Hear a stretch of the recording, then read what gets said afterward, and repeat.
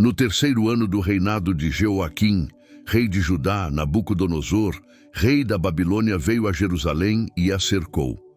O Senhor entregou Jeoaquim em suas mãos, juntamente com parte dos utensílios sagrados da casa de Deus, que foram levados para a terra de Sinear e colocados na casa do Deus de Nabucodonosor.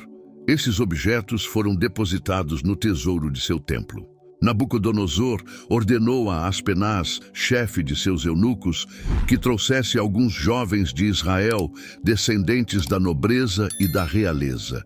Eles deveriam ser sem defeitos, de boa aparência, dotados de sabedoria, conhecimento e entendimento, além de capacidade para servir no palácio do rei.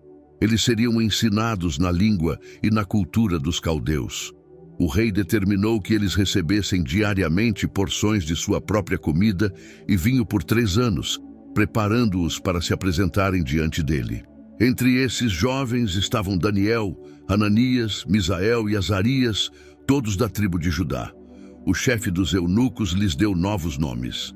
A Daniel chamou Beltesazar, a Hananias, Sadraque, a Misael, Mesaque e a Azarias, Abednego. Contudo, Daniel decidiu em seu coração não se contaminar com as iguarias e o vinho do rei.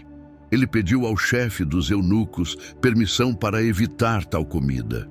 Deus concedeu a Daniel favor e simpatia diante do chefe dos eunucos, que, embora temeroso de desobedecer ao rei, concordou em fazer um teste. Daniel sugeriu que ele e seus companheiros fossem alimentados apenas com vegetais e água por 10 dias. Após esse período, suas aparências seriam comparadas às dos outros jovens que comiam a comida do rei. O teste foi aprovado, e ao final dos 10 dias, Daniel e seus amigos estavam mais saudáveis e com melhor aparência do que os demais. Assim, eles passaram a receber apenas vegetais. Deus concedeu a esses 4 jovens grande conhecimento, habilidade em todos os aspectos do aprendizado e sabedoria. A Daniel foi dada a capacidade de interpretar visões e sonhos. Quando o período de treinamento terminou, os jovens foram levados à presença do rei Nabucodonosor. Ele conversou com eles e não encontrou ninguém comparável a Daniel, Hananias, Misael e Azarias, que passaram a servir diretamente ao rei. Em todas as questões de sabedoria e entendimento, o rei considerava esses jovens 10 vezes superiores a todos os magos e astrólogos de seu reino. Daniel permaneceu no serviço real até o 1º ano do rei Ciro. Durante o 2º ano de seu reinado, Nabucodonosor teve um sonho que o perturbou profundamente, tirando-lhe o sono. Ele convocou os magos, astrólogos, feiticeiros e caldeus para que lhe revelassem o sonho e sua interpretação. No entanto, o rei exigiu que eles também lhe dissessem qual foi o sonho, ameaçando puni-los severamente caso falhassem. Eles argumentaram que tal tarefa era impossível para qualquer homem, afirmando que apenas os deuses poderiam revelar o segredo. Essa resposta enfureceu o rei, que ordenou a execução de todos os sábios da Babilônia. Quando a notícia chegou a Daniel, ele abordou Arioque, o capitão da guarda real, e pediu mais tempo para buscar a interpretação do sonho. Daniel reuniu seus companheiros e oraram a Deus, pedindo misericórdia e revelação. Naquela noite, o mistério foi revelado a Daniel em uma visão. Ele agradeceu e louvou a Deus, exaltando sua sabedoria e poder. Daniel foi até Arioque e pediu para ser levado ao rei, afirmando que podia revelar o sonho e sua interpretação. Na presença de Nabucodonosor, Daniel declarou que o segredo não poderia ser desvendado por homens, mas que havia um Deus no céu que revelava mistérios. Ele explicou que o sonho do rei era uma visão do futuro. No sonho, o rei viu uma grande estátua com cabeça de ouro, peito e braços de prata, ventre e coxas de bronze, pernas de ferro e pés de ferro e barro. Uma pedra, não cortada por mãos humanas, atingiu os pés da estátua, destruindo-a completamente. A pedra tornou-se uma grande montanha que encheu toda a terra. Daniel explicou que os diferentes materiais representavam reinos sucessivos, começando pelo reino de Nabucodonosor, simbolizado pela cabeça de ouro. Ele revelou que Deus estava mostrando ao rei o futuro e que o reino de Deus, representado pela pedra, acabaria com todos os reinos humanos e duraria para sempre. Nabucodonosor ficou maravilhado com a interpretação e reconheceu que o Deus de Daniel era o Deus dos deuses e o Senhor dos reis. Ele exaltou Daniel e o colocou em uma posição elevada no reino, fazendo dele governador da província da Babilônia e chefe de todos os sábios. Daniel, por sua vez, pediu que seus amigos Sadraque, Mesaque e Abednego fossem promovidos a cargos de autoridade, o que foi prontamente atendido. Você é a cabeça de ouro mencionada, representando o primeiro e mais glorioso reino. Após você, surgirá outro reino, inferior ao seu, seguido por um terceiro, representado pelo bronze, que governará sobre toda a terra. O quarto reino será forte como o ferro, porque o ferro despedaça e subjuga tudo. Assim como o ferro quebra tudo em pedaços, esse reino também esmagará e destruirá todos os outros. Os pés e os dedos da estátua que você viu eram feitos de uma mistura de barro e ferro. Isso indica que esse reino será dividido. Embora tenha algo da força do ferro, como a mistura de ferro com barro não se funde completamente, assim também esse reino será parcialmente forte e parcialmente frágil. Eles tentarão se misturar por meio de alianças e uniões, mas não se manterão unidos. Assim como o ferro não se combina com o barro. Durante os dias desses reis, o Deus dos céus estabelecerá um reino que jamais será destruído. Esse reino não será entregue a outro povo. Pelo contrário, ele quebrará e consumirá todos os outros reinos, permanecendo para sempre. A pedra que foi cortada sem o uso de mãos humanas e que destruiu a estátua representa esse reino eterno. Ela esmagou o ferro, o bronze, o barro, a prata e o ouro, demonstrando que Deus revelou ao rei o que acontecerá no futuro. O sonho é verdadeiro e sua interpretação é fiel. Após ouvir isso, o rei Nabucodonosor prostrou-se diante de Daniel, reconhecendo a grandiosidade de seu Deus. Ele ordenou que oferendas e incenso fossem apresentados em honra a Daniel. Em seguida, o rei declarou: certamente o seu Deus é o Deus dos deuses, o Senhor dos reis e o revelador de mistérios, pois você conseguiu desvendar este segredo. Nabucodonosor honrou Daniel, tornando-o um homem poderoso no reino. Ele concedeu a Daniel grandes presentes e o nomeou governador de toda a província da Babilônia, além de torná-lo chefe dos sábios. A pedido de Daniel, o rei também promoveu Sadraque, Mesaque e Abednego a cargos administrativos na província, enquanto Daniel permanecia no palácio real. Mais tarde, o rei Nabucodonosor mandou construir uma estátua de ouro colossal, com cerca de 27 metros de altura e 3 metros de largura, e a ergueu na planície de Dura, na província da Babilônia. Ele convocou todos os príncipes, governadores, capitães, juízes, tesoureiros, conselheiros, xerifes e líderes das províncias para a dedicação da estátua. Um arauto proclamou que, ao som dos instrumentos musicais, todos os povos, nações e línguas deveriam se prostrar e adorar a estátua. Quem desobedecesse seria lançado em uma fornalha ardente. Quando o som dos instrumentos ecoou, todos se prostraram diante da imagem, exceto Sadraque, Mesaque e Abednego. Alguns caldeus denunciaram os três ao rei, alegando que eles não adoravam os deuses do rei, nem reverenciavam sua estátua. Enfurecido, Nabucodonosor ordenou que os três fossem trazidos à sua presença. Ele lhes deu uma última chance para se curvarem diante da estátua, ameaçando-os de morte na fornalha. Os três, no entanto, responderam corajosamente: Ó Rei, nosso Deus é capaz de nos livrar da fornalha ardente e de sua mão. Mas mesmo que ele não nos livre, queremos que saiba que não serviremos seus deuses, nem adoraremos a estátua de ouro que você levantou. A ira de Nabucodonosor aumentou, e ele ordenou que a fornalha fosse aquecida 7 vezes mais do que o normal. Ele mandou que seus soldados mais fortes amarrassem os 3 e os lançassem na fornalha. A intensidade do fogo era tamanha que os soldados que executaram a ordem morreram ao se aproximar da fornalha. Sadraque, Mesaque e Abednego foram lançados no fogo, mas algo inesperado aconteceu. O rei, surpreso, viu 4 homens andando livres no meio das chamas, sem serem atingidos pelo fogo. O 4º homem tinha a aparência de um ser celestial. Nabucodonosor aproximou-se da fornalha e chamou os 3 para saírem. Quando Sadraque, Mesaque e Abednego saíram, todos perceberam que o fogo não havia lhes causado nenhum dano. Nem um fio de cabelo foi queimado, nem suas roupas foram alteradas, e sequer havia cheiro de fumaça neles. O rei então declarou: Bendito seja o Deus de Sadraque, Mesaque e Abednego, que enviou seu anjo e livrou seus servos que confiaram nele.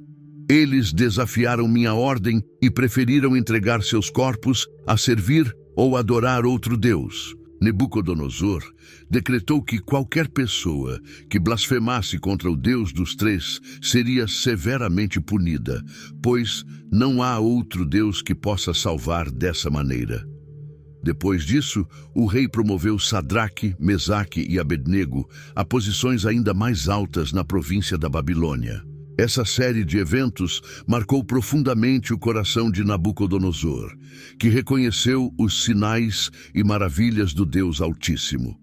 Ele proclamou que seu reino é eterno e seu domínio se estende por todas as gerações. Um anjo desceu do céu e proclamou com voz alta: Derrubem a árvore e cortem seus galhos, sacudam suas folhas e espalhem seus frutos, que os animais que se abrigam debaixo dela fujam, e as aves abandonem seus ramos. Contudo, deixem o toco e as raízes na terra, envoltos por faixas de ferro e bronze entre a grama do campo. Que seja regado pelo orvalho do céu e viva entre os animais, comendo a grama da terra. Seu coração humano será transformado em um coração de animal, e isso durará por 7 tempos. Essa sentença foi decretada pelos vigilantes celestiais e confirmada pelas palavras dos santos, para que todos saibam que o Altíssimo governa sobre os reinos dos homens, concedendo-os a quem ele quiser, até mesmo ao mais humilde dos homens. O rei Nabucodonosor contou esse sonho e pediu a Beltesazar, também conhecido como Daniel, para interpretá-lo, pois sabia que o Espírito dos deuses santos estava nele. Daniel ficou perplexo por algum tempo, preocupado com o significado do sonho, até que o rei o encorajou a falar, dizendo: Não se deixe perturbar pelo sonho ou pela sua interpretação. Então Daniel respondeu: Meu senhor, que este sonho seja para os seus inimigos e sua interpretação para aqueles que o odeiam.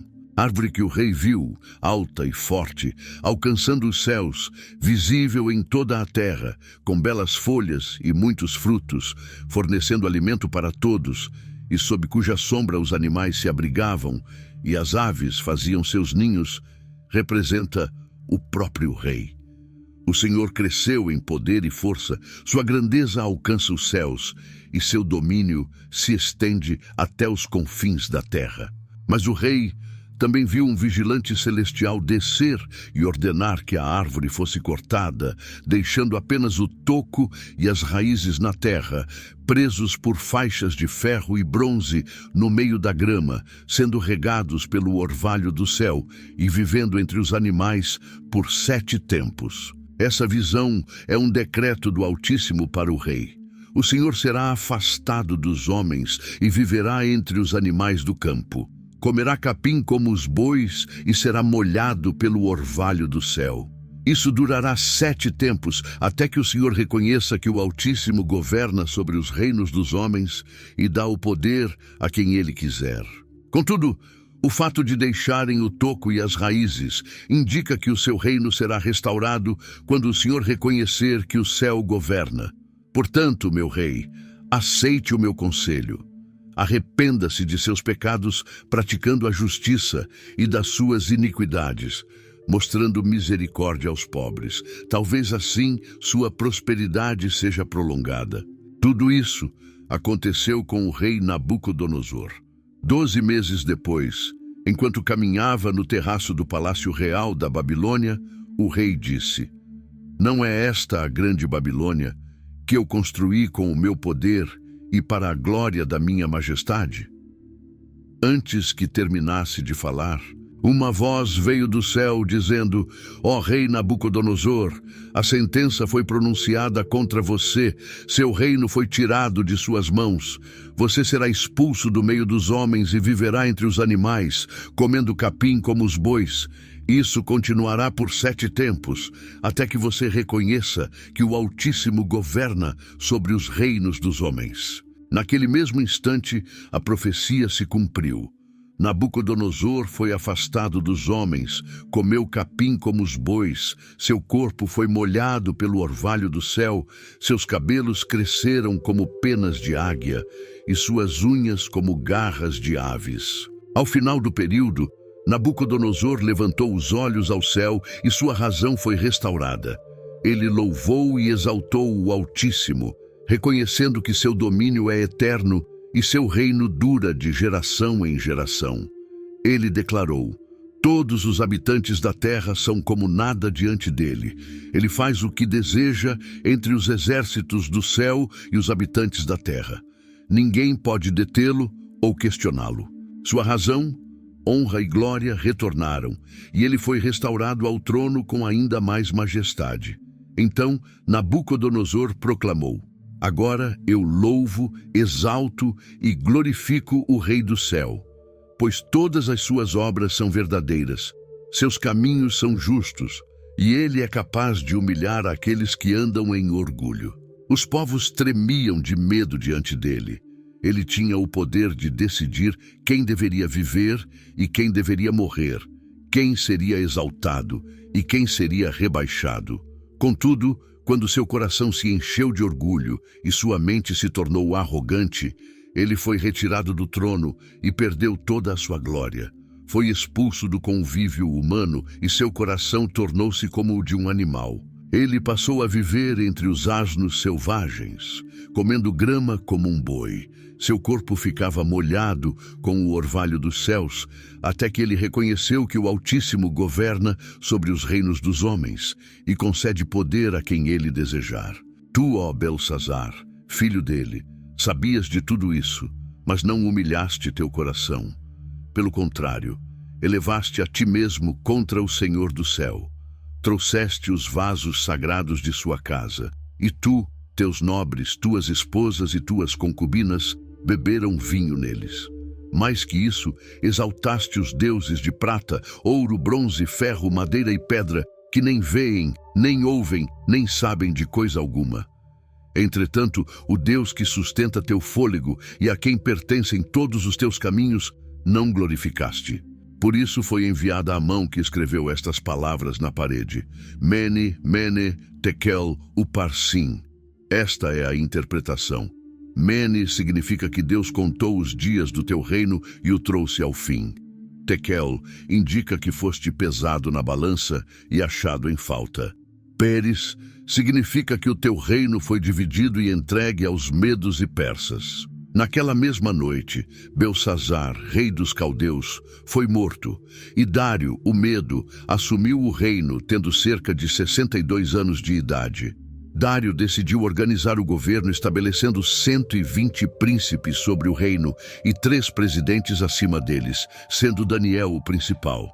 Por causa de seu espírito excelente, o rei considerou colocar Daniel como governante de todo o reino. Entretanto, os outros presidentes e príncipes procuraram uma forma de acusar Daniel em relação à administração do reino, mas não conseguiram encontrar qualquer falha, pois ele era íntegro e fiel. Então disseram: não encontraremos algo contra Daniel, a menos que seja relacionado à lei de seu Deus.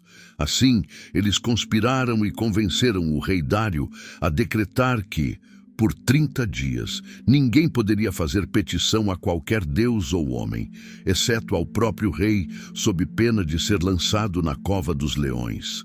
Dário assinou o decreto. Quando Daniel soube disso, ele continuou a orar ao seu Deus como sempre fazia, 3 vezes ao dia, com as janelas abertas em direção a Jerusalém. Os conspiradores o flagraram em oração e levaram a acusação ao rei. Dário, ao ouvir isso, ficou extremamente aflito, pois gostava de Daniel, e tentou de todas as formas salvá-lo, mas não pôde revogar a lei dos medos e persas. Assim, Daniel foi lançado na cova dos leões. Antes de selar a cova, o rei disse a Daniel: que o teu Deus, a quem continuamente serves, te livre. Durante a noite, Dário jejuou e não conseguiu dormir. Pela manhã, ele correu até a cova e, com voz aflita, chamou Daniel. Daniel, servo do Deus vivo, será que o teu Deus conseguiu livrar-te dos leões? Daniel respondeu: ó rei, vive para sempre.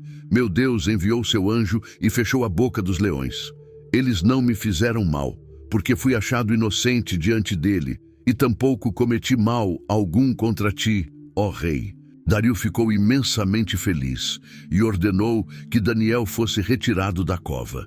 Nenhum ferimento foi encontrado nele, pois confiara em seu Deus. Os homens que conspiraram contra Daniel, junto com suas famílias, foram lançados na cova dos leões, e as feras os devoraram antes que tocassem o chão. Então, o rei Dário escreveu a todos os povos, nações e línguas do mundo: paz vos seja multiplicada. Decreta-se que todos temam e reverenciem o Deus de Daniel, pois ele é o Deus vivo, eterno, cujo reino não será destruído e cujo domínio durará para sempre. Ele salva, livra e realiza sinais e maravilhas nos céus e na terra. Ele livrou Daniel do poder dos leões. Assim, Daniel prosperou durante o reinado de Dário e também de Ciro, o persa.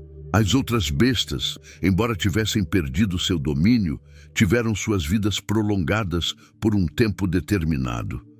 Durante a visão noturna, contemplei algo extraordinário. Alguém semelhante ao Filho do Homem vindo com as nuvens dos céus. Ele se aproximou do ancião de dias, que o recebeu com honra. Foi-lhe concedido domínio, glória e um reino, para que todos os povos, nações e línguas o servissem.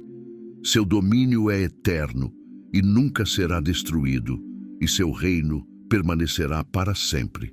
Enquanto eu, Daniel, refletia sobre essas coisas, meu espírito se angustiava e minha mente estava perturbada pelas visões. Aproximei-me de um dos que estavam ali e perguntei o significado de tudo aquilo. Ele respondeu, explicando-me a interpretação. As grandes bestas que você viu representam 4 reis que surgirão da terra. Contudo, o povo santo do Altíssimo receberá o reino e o possuirá para toda a eternidade. Desejei compreender mais sobre a 4ª besta, que era diferente das outras. Ela era terrível, com dentes de ferro, garras de bronze, que devorava, quebrava e pisoteava tudo que sobrava. Também quis saber sobre os 10 chifres na cabeça da besta e sobre o outro chifre que surgiu, diante do qual 3 caíram. Esse chifre tinha olhos e uma boca que falava arrogâncias, parecendo maior que os outros. Observei que este chifre fazia guerra contra os santos e prevalecia contra eles.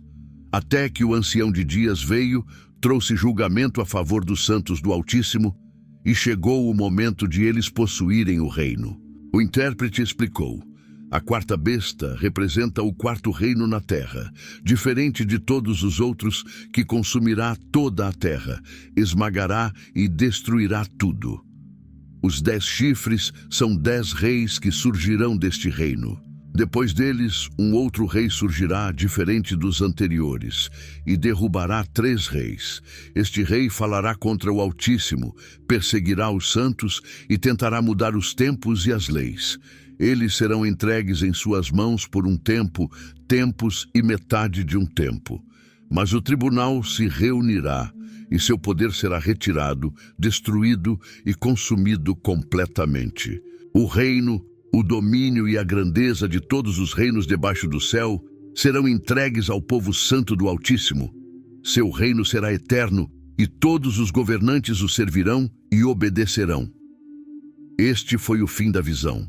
Eu, Daniel, fiquei profundamente perturbado e minha aparência mudou, mas guardei essas coisas em meu coração. No 3º ano do reinado do rei Belsazar, outra visão me foi dada. Vi-me em Suzã, na cidadela que fica na província de Elão, junto ao rio Ulai. Levantei os olhos e vi um carneiro com 2 chifres diante do rio. Ambos os chifres eram altos, mas um era mais alto que o outro e cresceu depois. O carneiro investia para o oeste, norte e sul, e nenhuma besta podia resistir a ele. Ele fazia o que queria e se tornava poderoso. Enquanto eu observava, um bode veio do oeste, cruzando a terra sem tocar no chão. Ele tinha um grande chifre entre os olhos. Correu em direção ao carneiro com grande fúria. Atacou-o com violência, quebrou seus 2 chifres, derrubou-o e pisoteou-o, sem que ninguém pudesse salvar o carneiro. O bode tornou-se muito poderoso, mas no auge de sua força, seu grande chifre foi quebrado, e em seu lugar surgiram 4 chifres notáveis, apontando para os 4 ventos do céu. De um desses chifres surgiu um pequeno chifre que cresceu em direção ao sul, ao leste e à terra gloriosa. Ele se engrandeceu até o exército celestial, derrubou algumas estrelas e as pisoteou. Exaltou-se contra o príncipe do exército, tirou o sacrifício diário e profanou o santuário. Por causa da transgressão, o exército foi entregue em suas mãos, e ele lançou a verdade por terra, prosperando em tudo o que fazia. Ouvi 2 santos conversando. Um perguntou: até quando durará essa visão do sacrifício diário, da transgressão que causa desolação, da entrega do santuário e do exército para ser pisoteado? O outro respondeu: até 2300 tardes e manhãs. Então, o santuário será purificado. Enquanto eu buscava entender a visão, alguém com aparência de homem apareceu diante de mim.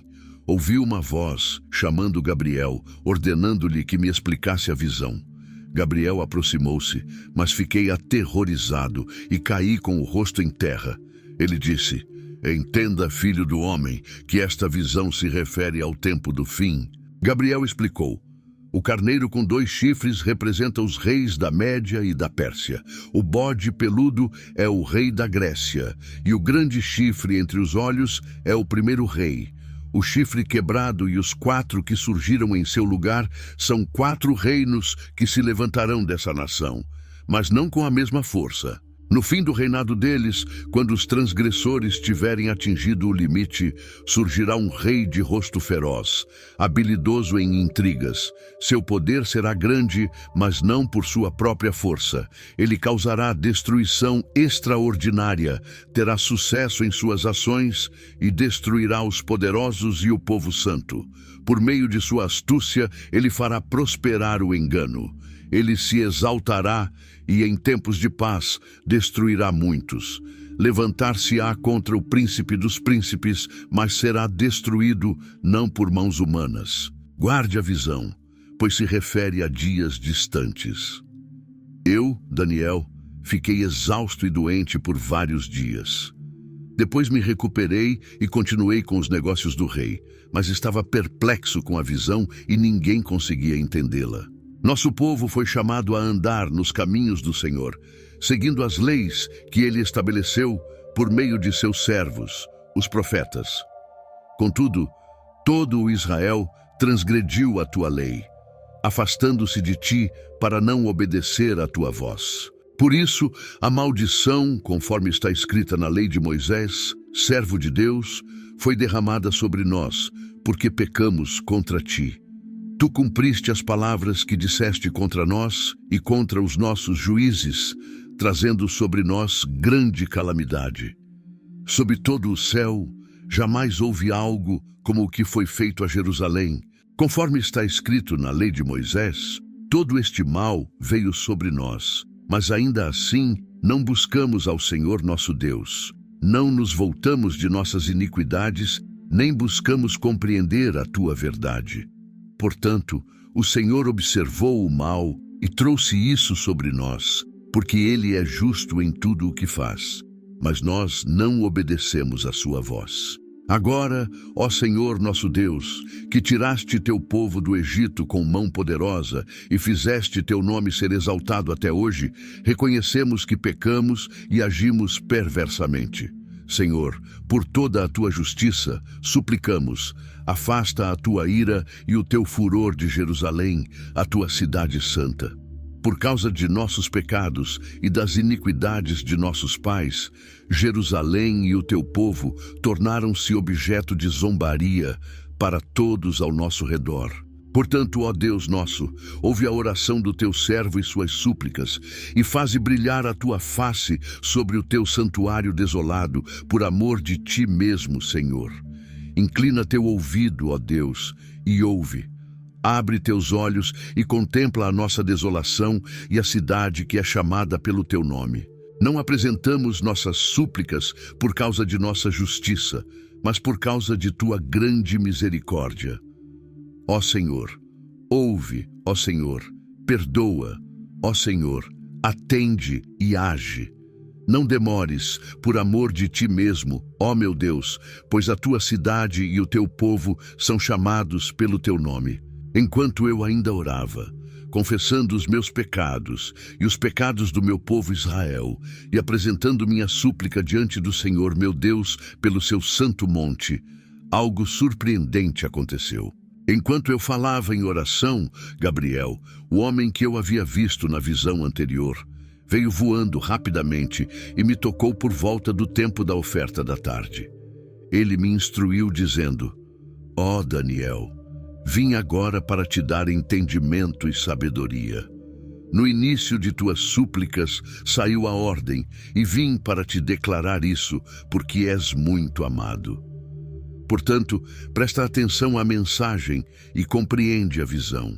70 semanas estão determinadas para o teu povo e a tua santa cidade, para acabar com a transgressão, pôr fim aos pecados, expiar a iniquidade, trazer justiça eterna, selar a visão e a profecia e ungir o Santo dos Santos. Saiba e compreenda.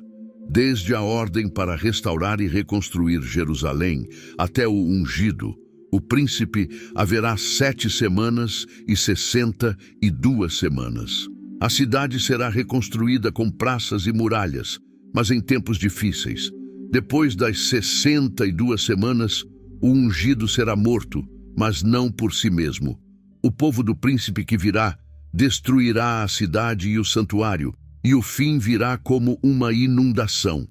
Até o fim, haverá guerra e desolações decretadas. Ele confirmará uma aliança com muitos por uma semana.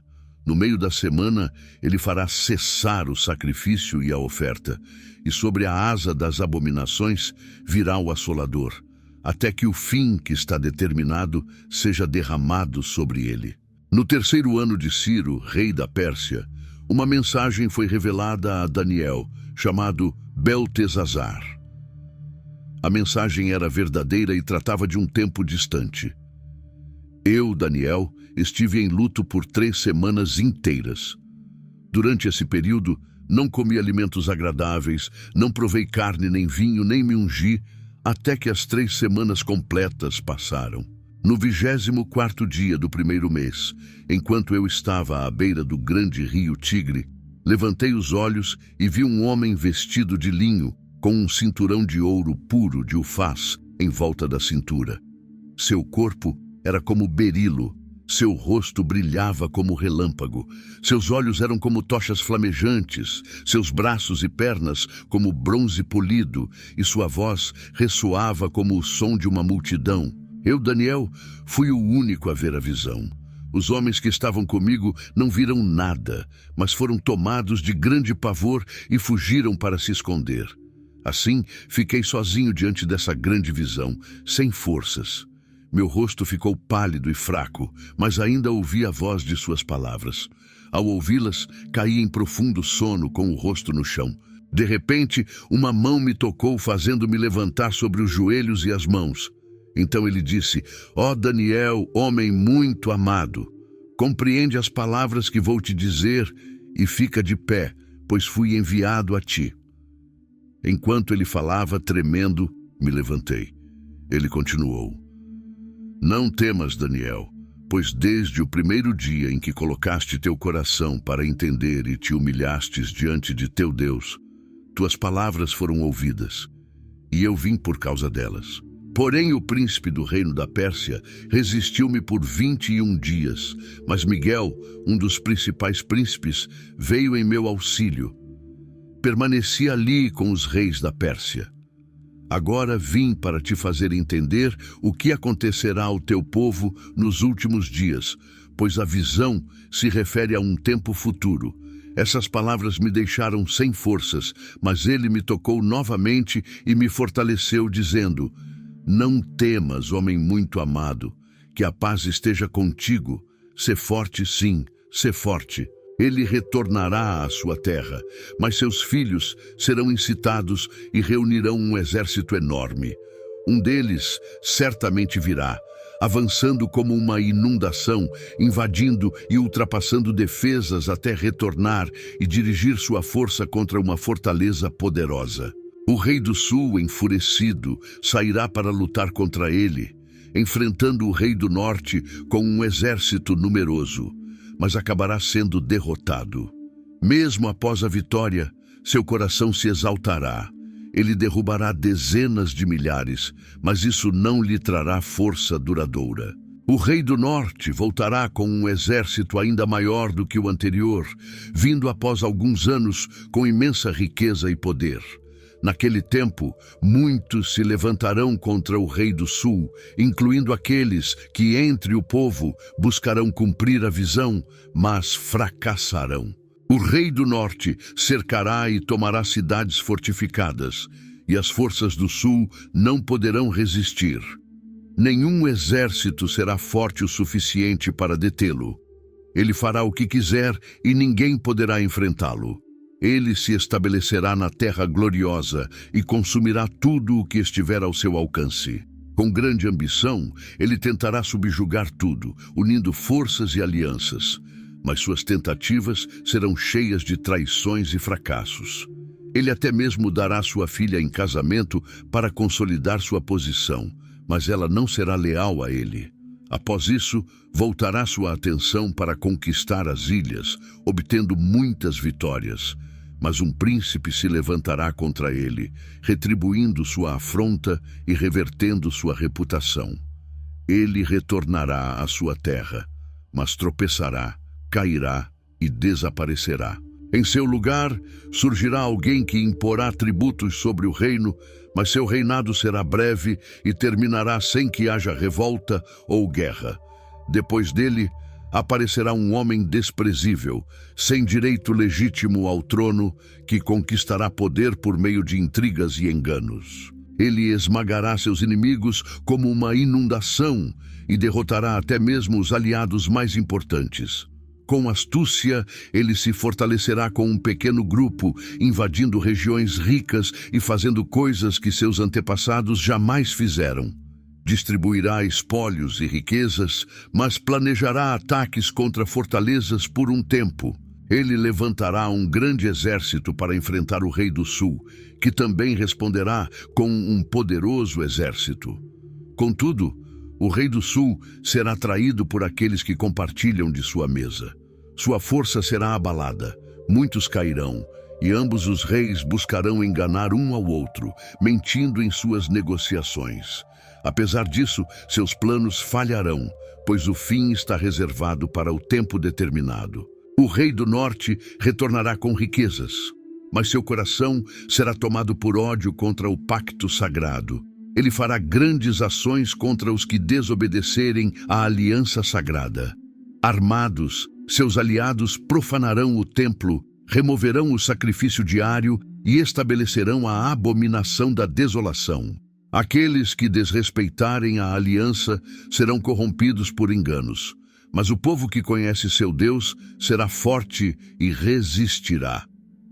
Aqueles que entendem instruirão muitos, mas também enfrentarão morte pela espada, fogo, cativeiro e saques por muitos dias. Mesmo na queda, serão ajudados, ainda que muitos se juntem a eles por motivos enganosos.